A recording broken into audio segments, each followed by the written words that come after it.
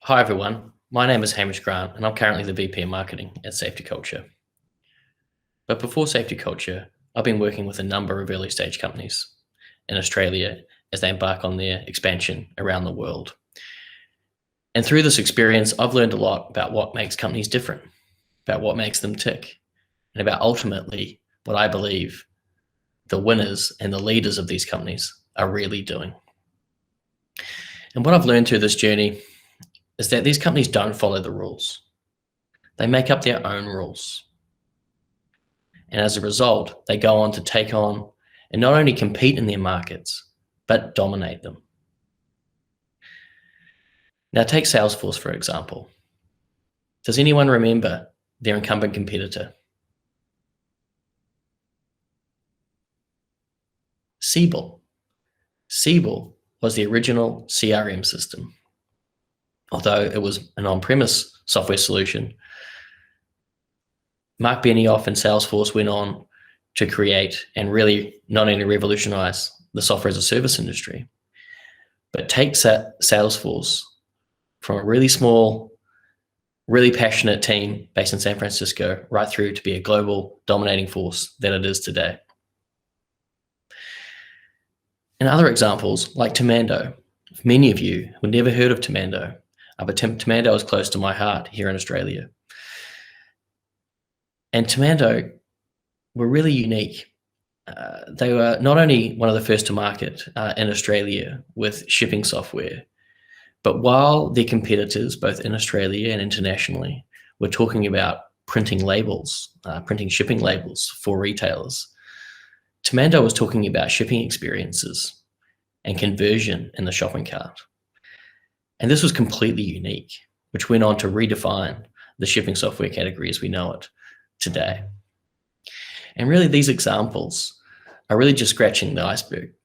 And when you really look out at all these companies that really exist, all the ones that we admire every day, Apple, Facebook, these big technology companies, there really is a commonality between them. And I believe at the very core of them, what they are doing is really fundamentally creating their own category of software.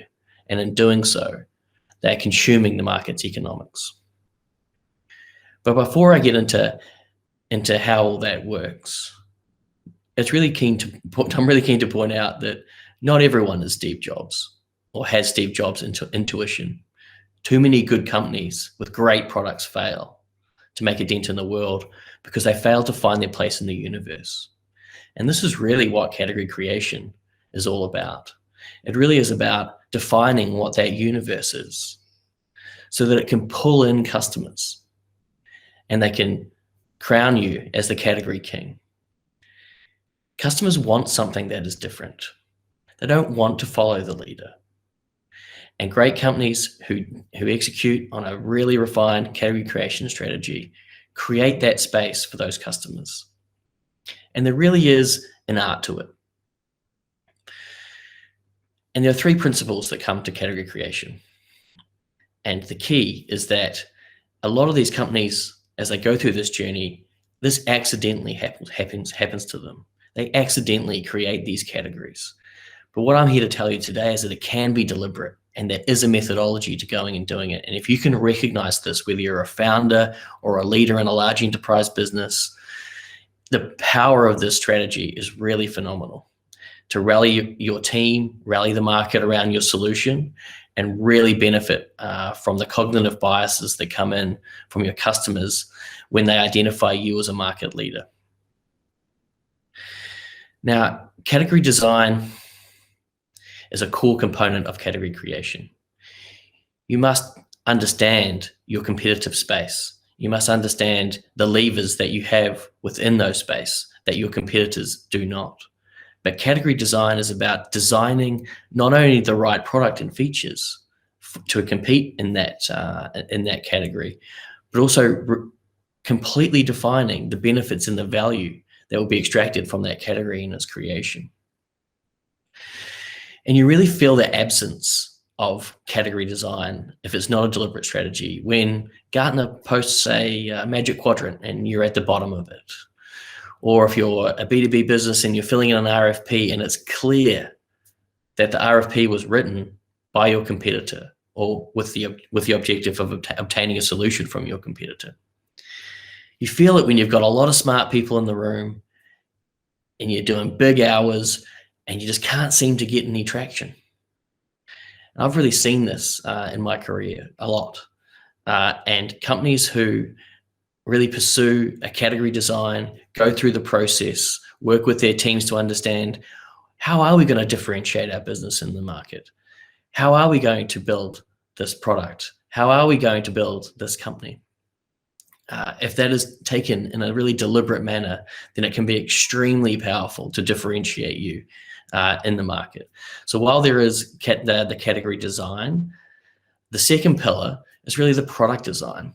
So in here, what we're talking about is really those features and those benefits. Really making sure, in really simple terms, that if you're going to create a brand new category, and so in the Salesforce example, really go on to dominate CRM, then you must define that parameters of that category through the product and the features that you bring to market. And so in simple terms, you are building a category that has 7 features and X value as opposed to 5 features and Y value. And you're going after that. And you go out, and how you take that to market, we'll speak about in the next section. But after product design, you really get onto company design. And this is really, you really need to take a long, hard look in the mirror and understand, are these the people that you need to be successful? What people do you need in your organization? What talent do you need? What kind of culture do you need in your organization to create something that's brand new, that the world's never seen before, to create a new category of software that people are going to love? And this is often a hard challenge for organizations, and particularly early stage companies, as they grow and as their people grow with them, or in many cases are not quite the people that they need to take to the next level. But you can really go about this in a really conscious way and really understand the people you need to be successful. And so really those are the 3 pillars of category creation.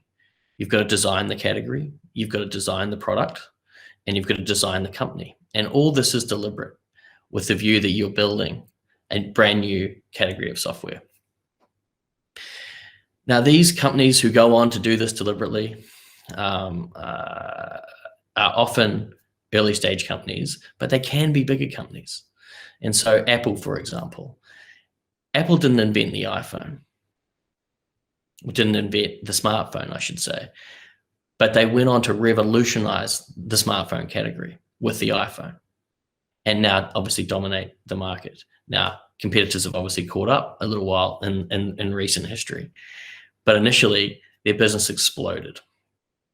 And all because they redefined that smartphone category and brought that to market and convinced the market that not only did they need Apple, but they needed this category of phone.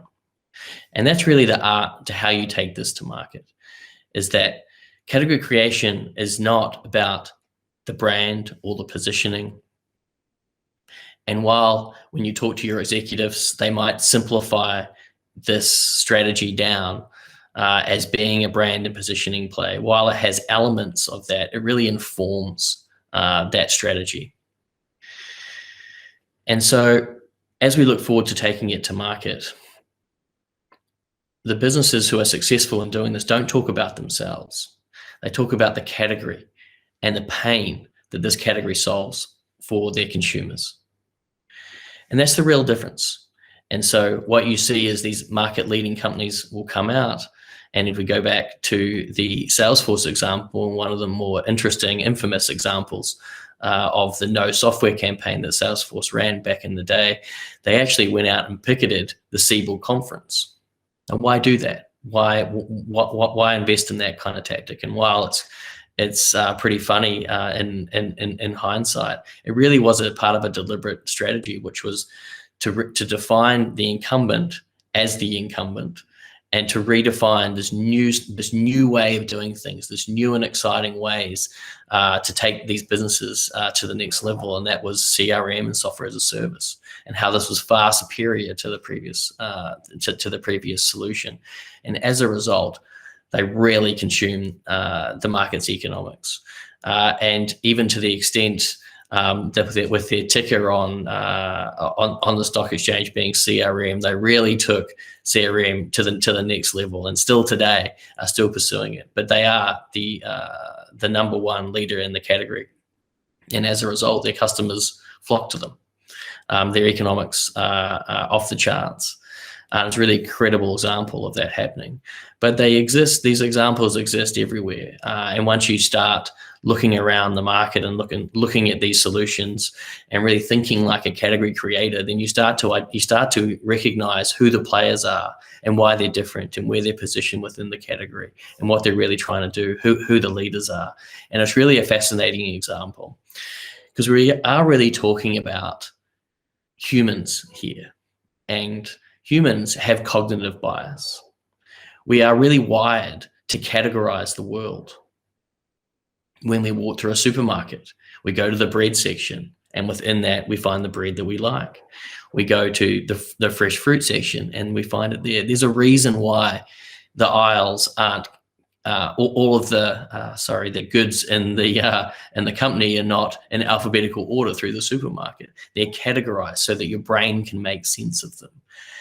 And this really is one of the core, I guess, psychological principles that category creation is building on, is the human's nature to have cognitive bias and to categorize things to make sense of the world.